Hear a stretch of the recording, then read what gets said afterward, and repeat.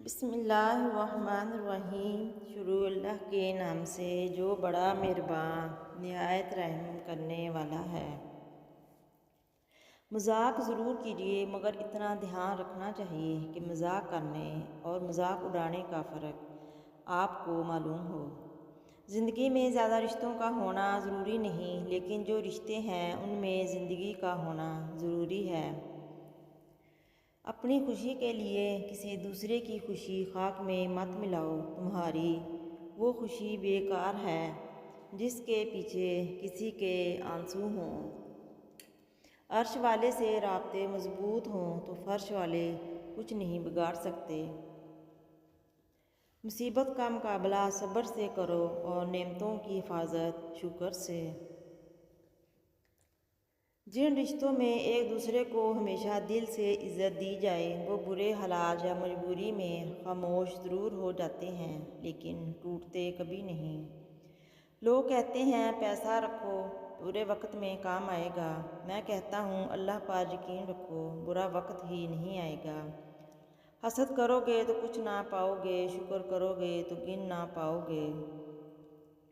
دنیا کا کوئی شخص جاہل نہیں ہوتا، ہر شخص سے کچھ نہ کچھ ضرور سیکھا جا سکتا ہے۔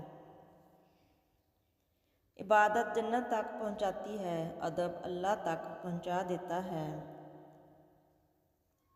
انسان اپنے دفاع میں بہت کچھ کر سکتا ہے، مگر اسے کسی نہ کسی رشتے کی خاطر خاموش اختیار کرنی پڑتی ہے، اور یہ ایک بے انتہا تکلیف دہ عمل ہے۔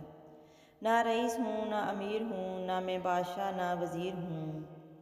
تیرا عشق ہے میری سلطنت، اسی سلطنت کا فقیر ہوں۔ انسان سے مدد مانگو گے تو عزت سے محروم ہو جاؤ گے، اللہ سے مدد مانگو گے تو دنیا میں تم سے زیادہ عزت والا کوئی نہیں ہوگا۔